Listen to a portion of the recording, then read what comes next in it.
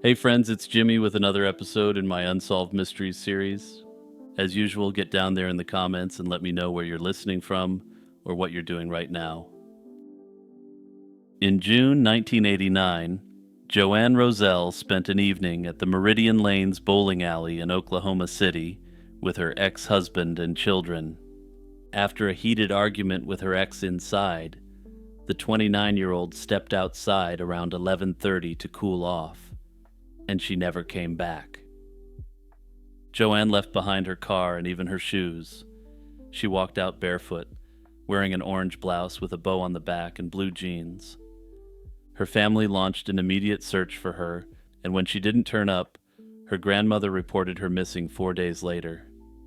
At the time, some locals wondered if she had left to start a new life, or been held against her will by someone, but no answers emerged.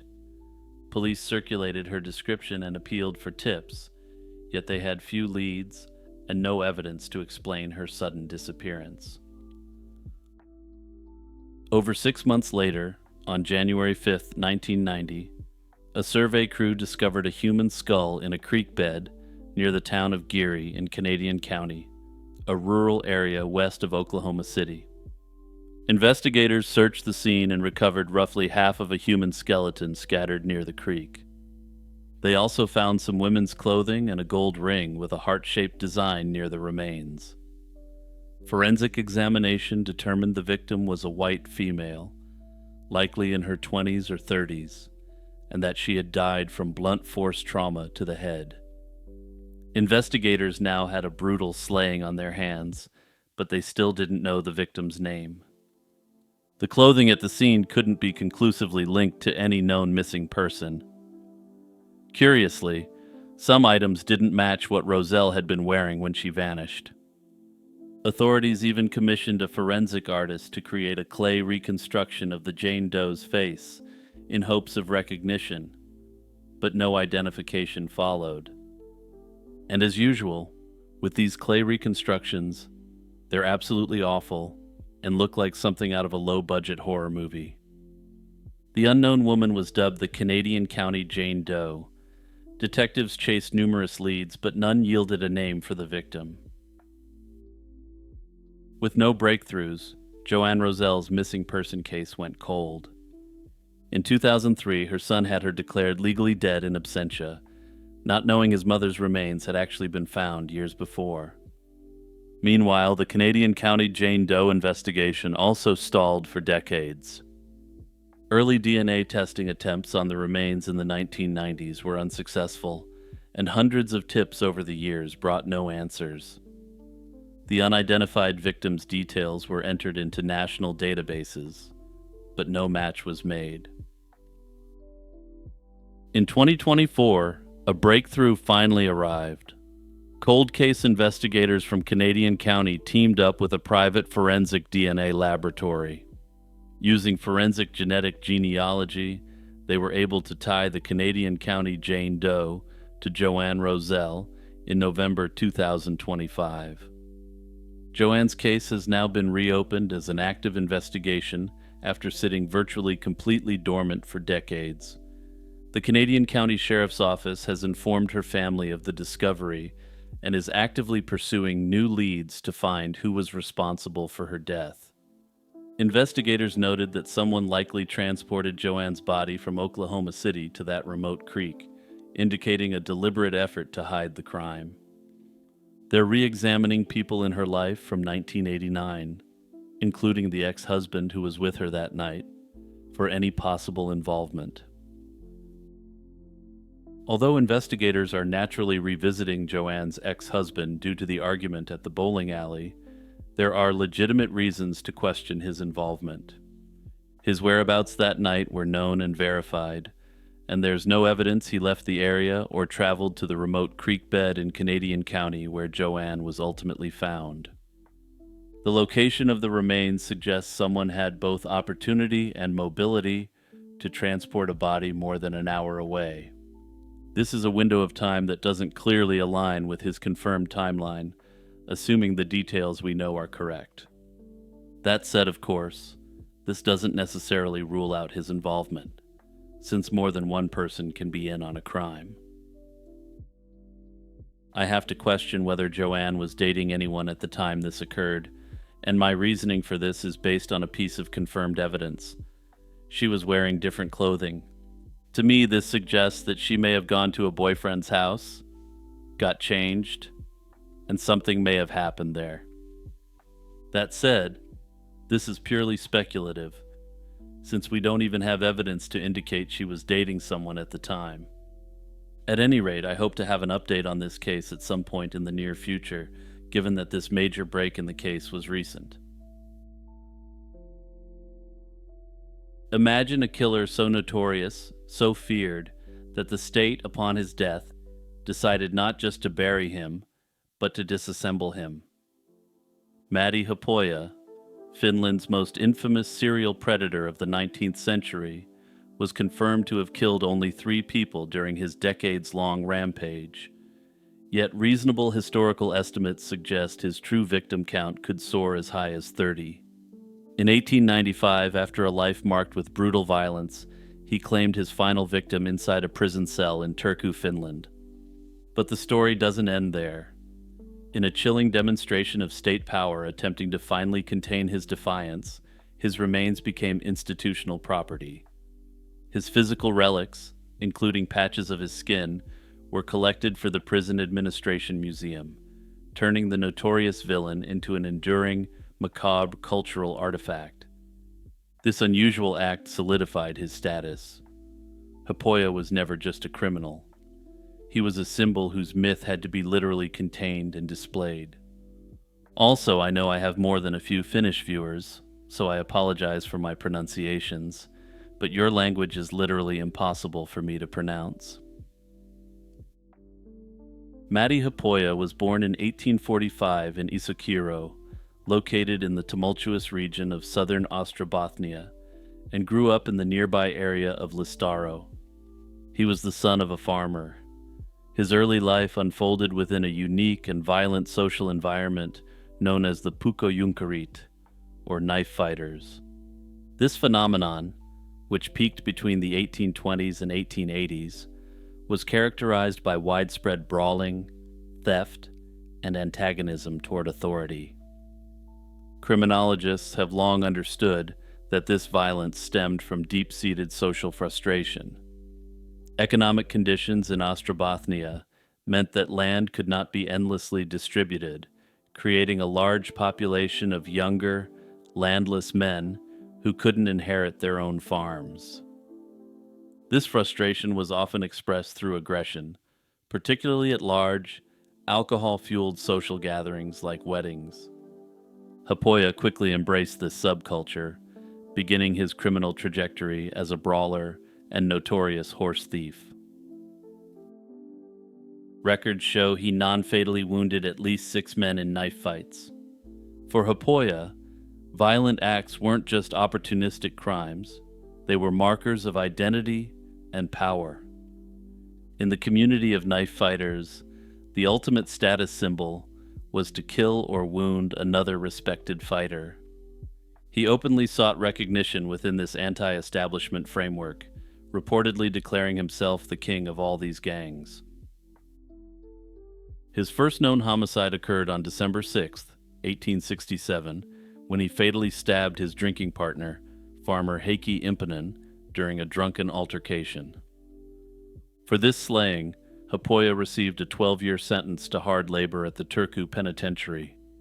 The sentence began a cycle of imprisonment and defiance that defined the rest of his life. From 1809 to 1917, Finland was controlled by the Russian Empire in a semi-autonomous personal union known as the Grand Duchy of Finland. The Grand Duke of Finland was the Russian Tsar, but the day-to-day governing of the country was largely left to the populace of Sweden, rather than being dictated from Russia. The repressive penal environment of 19th century Finland was inherited from the Russian authoritarian model. This was characterized by prisoners having virtually no rights and being worked to death in prison. This system would prove insufficient to contain Haapoja. Following his initial conviction, His defiance of authority only intensified. Over the subsequent decade, Hapoya became notorious for repeatedly escaping the Turku prison. He broke out 4 times and spent significant periods at large on each occasion. These continuous escapes were a direct dramatic challenge to the rigid state structure. Weirdly, considering the crimes he committed, he became something of a folk hero in his own lifetime, with his opposition to authority seen as an expression of Finnish nationalism. Of course, his actions while free clearly showed that he was no freedom fighter standing up against the Russian behemoth. His exploits were heavily reported and sensationalized by the contemporary press. In August 1876, a Finnish farmer caught him robbing his lands, and Hapoya beat him up and then shot him in the face. Later, in January 1879, Hapoya stabbed a farmer who attempted to place him under something like a citizen's arrest. His growing notoriety served as a psychological shield. The continuous cycle of escaping, committing new offenses, and evading capture generated widespread fear. The perception that Hapoya was unstoppable was so strong that even local populations often didn't dare report his wrongdoings to the authorities. People were afraid that if they turned him in, that he'd simply escape and exact his revenge. Media coverage didn't help, as they portrayed Matti Hapoya as something akin to a force of nature who couldn't be stopped. Hapoya's consistent failure to conform resulted in his eventual exile to Siberia for forced labor in the Imperial Russian version of a gulag. This period in the late 1880s marks the most obscure, yet likely the most prolific phase of his killing career, a phase that stretched his violence across the Russian imperial frontier. During his time in the Russian penal colonies, Hapoya is linked to a chilling cluster of killings. These victims include an unidentified man in 1886, a Finnish convict known as Jaakko in 1888, and 2 men killed in the Siberian city of Tomsk in 1889. Speaking of 1889, that was a really prolific year for Hapoya. In that year, he was seen hanging out with a Baltic German convict named Gustav Sepp. After going for a walk with Hapoya, Sepp was never seen again. However, since Hapoya never claimed to have killed him, some speculate that he helped Sepp escape the prison. In Finland, he generally was only violent to other knife fighters or to people he was trying to rob. Some have noted that the killings in Siberia appear to be more predatory, targeting other convicts and opportunistic victims in remote locations. These attacks in Siberia appear to have been done purely for the thrill of violence, rather than for any other reason. This transition indicates a move toward calculated serial violence, exploiting the complete chaos and systemic lack of oversight inherent in the distant Russian penal colonies. Because of the vastness of the empire and extremely poor documentation, finding out the true number of victims during this time is considered an impossible task for historians. Hapoya eventually found his way back to Finland, but his violent habits hadn't diminished. In October 1890, he committed what became arguably his most infamous documented crime, the strangulation of Maria Jemina Salo.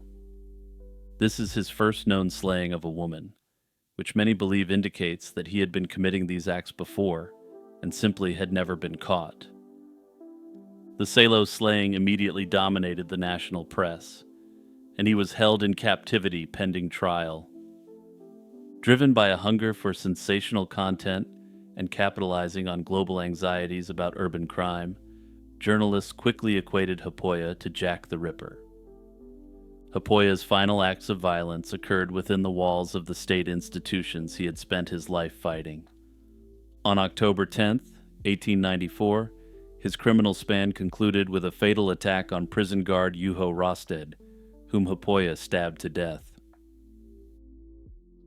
In 1895, just as he was about to be sentenced to life imprisonment with no possibility of parole, he decided to end it all. Some have interpreted this as a last defiant snub to the authority of the court. Matti Haapoja was ultimately found guilty of only 3 slayings, spanning the years from 1867 to 1894. However, the shadow cast by his exploits suggests that the official tally represents only a fraction of his true toll. A figure often repeated in folklore and historical accounts claims that Haapoja confessed to 18 killings.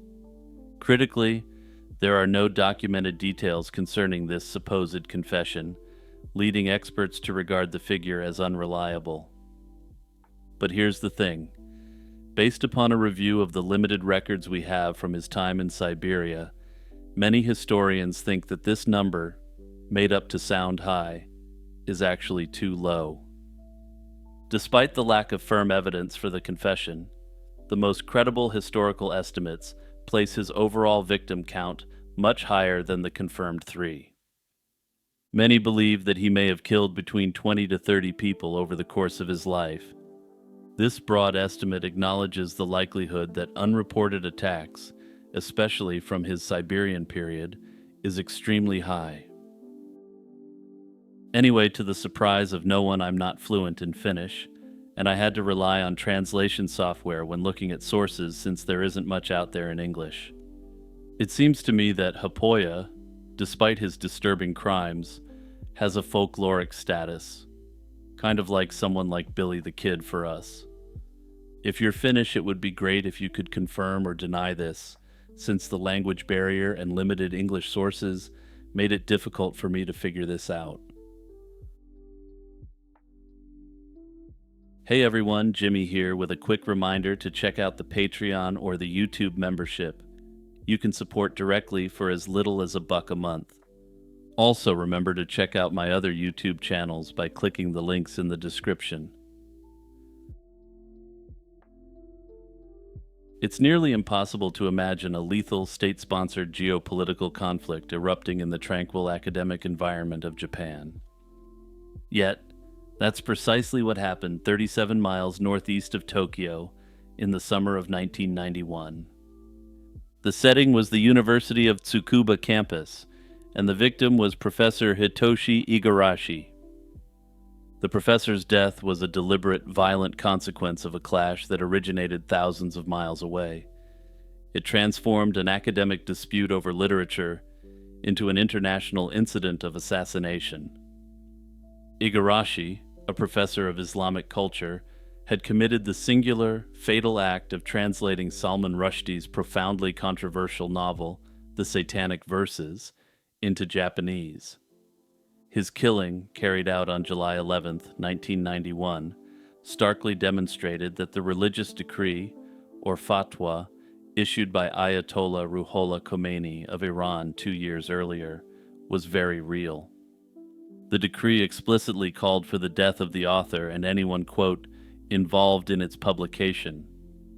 Igarashi's assassination proved that the lethal contract was global and extended to countries which possessed relative geopolitical distance from the epicenter of the controversy. If a scholar in a secure, culturally distinct democracy could be targeted, the message to every publisher, bookseller, and translator across the world was unmistakable. To this day, the person responsible for the slaying of Professor Igarashi still remains at large, and given Japan's statute of limitations as it then existed, the crime can't be prosecuted. Hitoshi Igarashi, born in 1947, was no casual observer of Islamic civilization. He was an internationally acclaimed expert in Arabic and Persian literature and history. His entire career was dedicated to bridging cultural understanding and intellectual dialogue between Japan and the Islamic world. His rigorous academic background included completing his doctoral program in Islamic art at the University of Tokyo. This was followed by service as a research fellow at the Royal Academy of Iran, a position he held until the Iranian Revolution in 1979. As an associate professor at Tsukuba University, his scholarship resulted in insightful books on Islamic history, alongside significant translation projects. The decision to translate the Satanic Verses was one taken with full knowledge of the profound risks.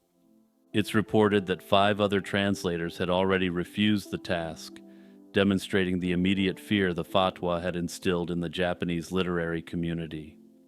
Igarashi, however, stepped forward, transforming the purely academic act of translation into an explicit defense of freedom of thought. He understood the potential danger, acknowledging that he was indeed one of the targets identified by the fatwa's chilling logic. Despite this awareness, he declined the offer of security protection extended by the police, adhering to an almost stoic conviction. He even publicly remarked that scholars shouldn't be preoccupied with the potential negative outcomes of their work. The origins of the violence lay in the February 14, 1989 decree issued by Iran's then supreme leader, Ayatollah Khomeini. This legal order condemned Salman Rushdie and anyone responsible for the publication or distribution of his book. Crucially, the threat evolved from a general indictment into a monetized, systematic campaign of violence. While the original fatwa didn't explicitly name translators, a state-sponsored Iranian foundation promised financial support for anyone who acted on it. Igarashi's slaying on July 11, 1991, occurred just 8 days after a separate attack across the world. Ettore Capriolo, the novel's Italian translator, had been stabbed and seriously wounded in his apartment in Milan on July 3, 1991. These sequential, near-simultaneous attacks on 2 academic targets on separate continents confirmed that the Iranian decree had dramatically expanded its operational scope. It had moved beyond the high-profile author into the logistical chain of publishing and translation. Professor Igarashi's body was discovered on the morning of July 12, 1991, in a building on the University of Tsukuba's campus, lying near the staircase in the hallway outside his office. The autopsy determined that the fatal attack had occurred late the previous night, sometime after 10 on July 11th. The nature of the assault was particularly brutal. The professor had been stabbed repeatedly in the face and arms by an unknown assailant. These defensive wounds and the targeting of the face suggest an attack intended not just to kill, but to viciously silence and perhaps even disfigure the victim. The immediate investigation by Japanese authorities found no clear clues and failed to apprehend the perpetrator. However, a remarkable piece of evidence was found on Igarashi's office desk. It was a quick poem that, disturbingly, said that he would be assassinated and that his body would be found near the staircase. Despite the immediate worldwide notoriety of the case and the clear link to the geopolitical controversy, Igarashi's slaying remains officially unsolved. The Japanese police were unable to identify, charge, or convict the individual responsible for the fatal stabbing, allowing the perpetrator to remain at large for years. The failure of the domestic legal process was sealed in 2006 when, 15 years after the crime, the statute of limitations for the stabbing expired under Japanese law. This formally terminated the possibility of domestic prosecution for the attack. Some have speculated that Iran's Revolutionary Guard may have targeted Igarashi directly, though there's no direct evidence that this is the case. Others have speculated that it was someone either motivated by fanaticism or perhaps by Iran's promise to provide payment and support for anyone who committed such an attack. Still others have speculated that the translation may not have been the cause of the attack at all, but rather a smokescreen used by someone with a personal grudge against him. Igarashi had been publicly attacked previously over the translation, and it does remain a possibility that someone with an axe to grind saw this as the ideal opportunity to make a move. If this was the case, it worked, since the Japanese police dedicated all their resources into the theory that this was the result of the fatwa. At any rate, if the person responsible wants to come forth and admit to the crime now, they're free to do so with no criminal repercussions due to Japan's statute of limitation laws. It was an ordinary day in May 1989 when construction workers in Bullhead City, Arizona, made a chilling discovery. As they dug a trench for utility lines on a vacant lot, their backhoe struck something unexpected: a shallow grave containing human skeletal remains. They had unknowingly stumbled upon a decades-old mystery that still haunts the community: the unsolved slaying of a young woman dubbed Castleberry Kate by investigators. Investigators soon determined the skeletal remains belonged to a female around 17 to 19 years old. The body had been concealed on an undeveloped stretch of Castleberry Lane, near the intersection with Riverside Drive, in a then remote part of the city. Based on the condition of the bones, forensic experts estimated she had been killed sometime between 1979 and 1987. The cause of death was officially ruled a homicide, though the details of why investigators came to this conclusion aren't publicly available. At that time, Bullhead City was expanding rapidly, but the Castleberry Lane lot was still empty desert on the outskirts of town. This isolation meant that whoever buried the victim likely did so without any neighbors around to notice. After years exposed to the elements, any other evidence, such as footprints or tire tracks, had long since been erased. With no identification on the remains and no immediate clues at the scene, the mystery of who this young woman was and who cut her life short was just beginning. Authorities determined the victim was likely a white female between 17 and 19 years old, standing about 5 feet 7 inches tall. Her hair was dark to medium brown and approximately 12 inches long, with evidence that she had bleached it at some point. Due to the remains being skeletal, eye color and weight could not be determined, though from the skeleton it was clear that she was never severely overweight nor severely underweight. Forensic artists even created a facial reconstruction to illustrate how Castleberry Kate might have looked in life. The hope was that someone would recognize her face and come forward with a name or a clue. The nickname itself was inspired by the street name of the discovery site, and it quickly became how investigators and locals referred to this unknown girl. Personally, I think these sort of nicknames do a lot to humanize a Jane or John Doe case, and I think this is a practice that should be adopted more widely.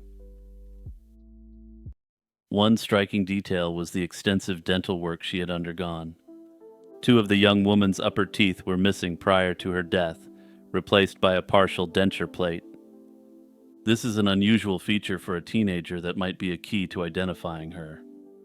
This suggests she had access to good dental care in life, and indeed her dental records were cataloged so authorities could compare them against those of missing persons.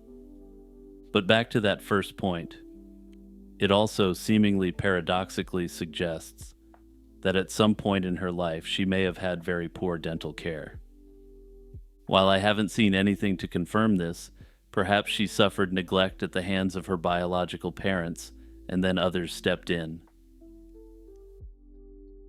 Investigators also noted the personal items found with the remains, though most of these haven't been disclosed. That said, it's recorded that there were women's clothing, and very importantly, a purse, though the contents again haven't been revealed. Notably, one thing which was revealed is that she wore a distinctive owl-shaped earring.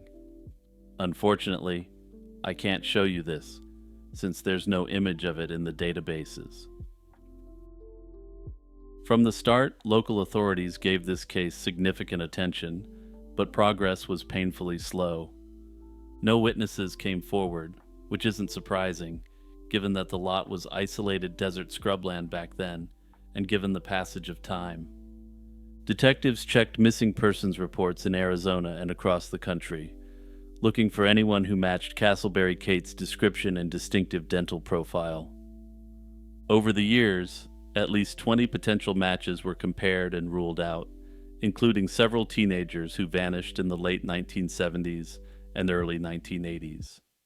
For example, Tara Calico from New Mexico was considered a possible match, but investigators concluded she wasn't Castleberry Kate. In the decades since the discovery, forensic technology has advanced dramatically. Early DNA testing on the skeletal remains was attempted, but the degraded samples did not initially yield a usable profile. For years, investigators had only dental records and physical clues to work with. Recently, however, there was a breakthrough. A DNA profile was finally generated from the remains, offering a new avenue to pursue. By 2025, the case was taken on by a nonprofit organization that uses genetic genealogy to identify unknown victims. Experts are now analyzing Castleberry Kate's DNA, comparing it against genealogy databases to trace her family lineage in hopes of uncovering her real name. This cutting-edge effort has given investigators renewed hope that after nearly 36 years, they might soon learn who Castleberry Kate truly was. What strikes me most about the case of Castleberry Kate isn't just the isolation of the grave, but the poignant contradictions in the evidence left behind. As I noted earlier, the moniker itself does heavy lifting here. Giving her a name, even a temporary one derived from a street sign, forces us to see the teenager, not just the case number. She was found in Mohave County, and there's an alternative reality out there, where she's simply cataloged as Mohave Jane Doe. In an era where these victims rely on a compelling story to generate interest, so a nonprofit will jump in and identify the person, the Castleberry Kate name is huge. Anyway, I'm rambling a bit there, but I think it needs to be said. The dental evidence also presents a heartbreaking paradox that I can't shake. To have multiple upper teeth missing by age 19 suggests a history of trauma, malnutrition, or severe neglect. Yet the existence of a partial denture proves that, at some later point, someone cared enough, and had the funds, to fix it. It paints a picture of a life that was perhaps turning a corner, possibly thanks to the intervention of guardians or grandparents, before it was cruelly interrupted. Then there's the owl earring. It's deeply frustrating that we can't see the design, as that specific piece of jewelry could have triggered a memory. For instance, maybe a jeweler would have recognized it, or maybe someone would have said, "Oh hey, that's my friend's owl earring. Haven't heard from her in a number of years." There's also a clear potential pitfall here in relation to genetic genealogy. And yeah, I'm fully aware many of you like to joke that I think that this is a magical technique, but there are limitations. If she was adopted, this would create a significant extra hurdle, since her genetic relatives would likely have no knowledge of her whereabouts.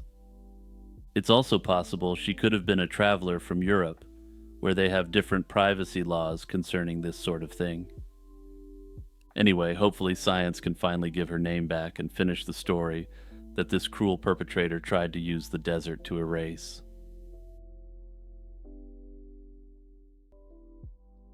In the quiet, rolling hills of upstate New York, a young couple named Juanetta and Tim Hoyt were living through an unimaginable nightmare. Between 1965 and 1971, they buried 5 of their children. First came Eric, then James and Julie, followed by Molly and Noah.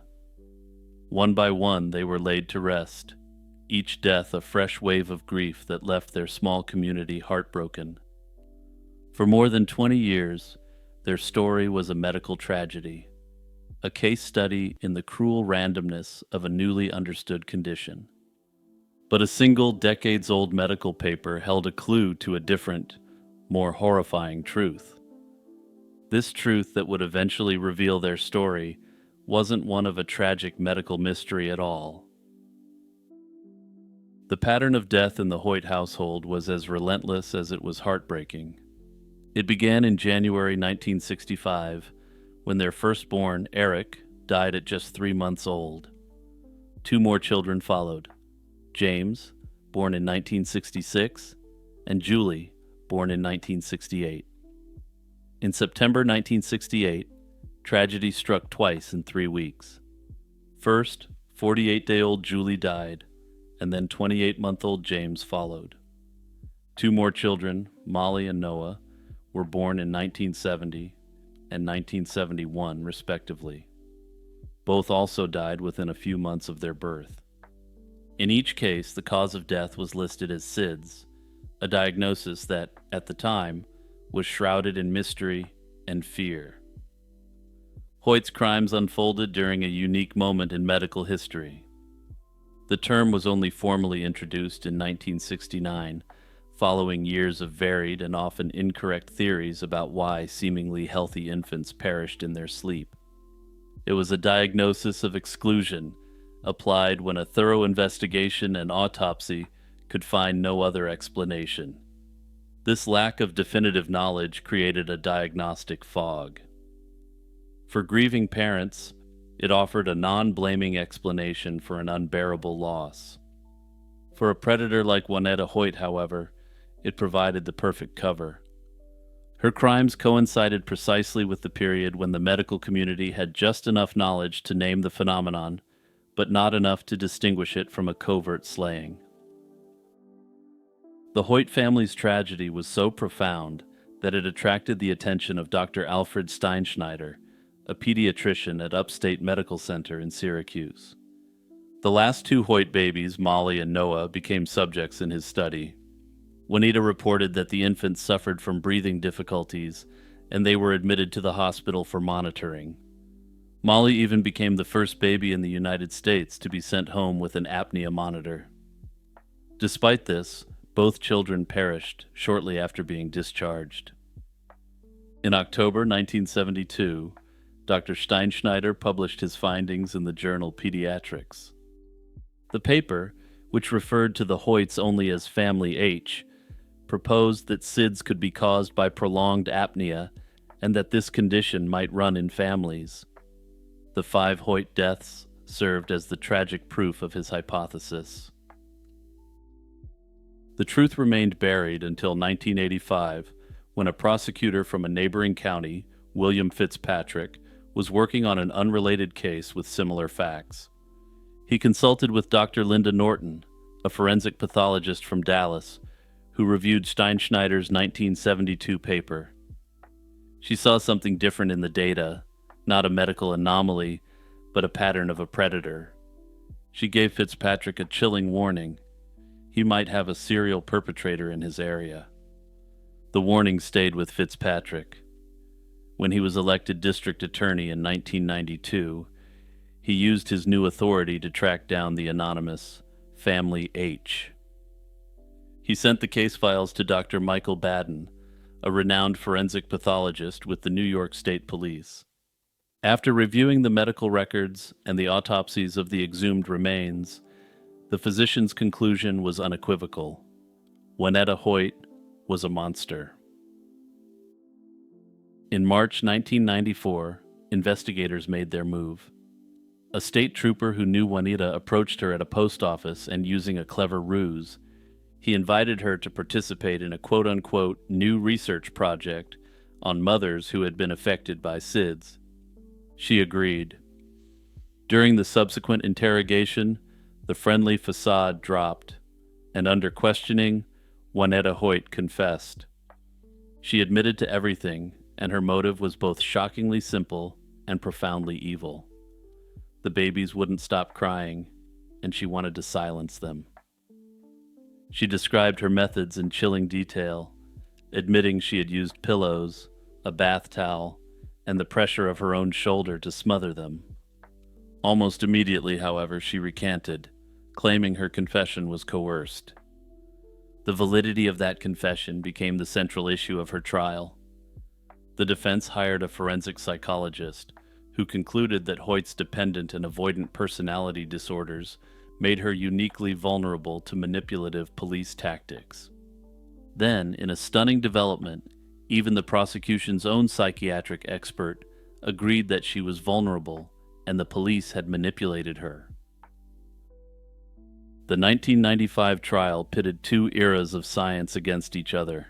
The prosecution, led by Fitzpatrick, built its case on Baden's modern forensic analysis and Hoyt's detailed confession. The defense countered with Dr. Steinschneider, who stood by his original SIDS diagnosis and argued that the confession was worthless. Prosecutors also speculated that Hoyt may have been suffering from Munchausen syndrome by proxy. This was a then emerging psychological disorder in which a parent gains attention and sympathy through fabricated medical issues with a child. In April 1995, a jury found Winnetta Hoyt guilty, and she was sentenced to 75 years to life in prison. But the story had one final bizarre twist. In August 1998, Hoyt died of pancreatic cancer before her appeal could be heard. Under New York law, because she died with her appeal still pending, her conviction was formally vacated. While a jury had declared her guilty, her legal record was officially wiped clean.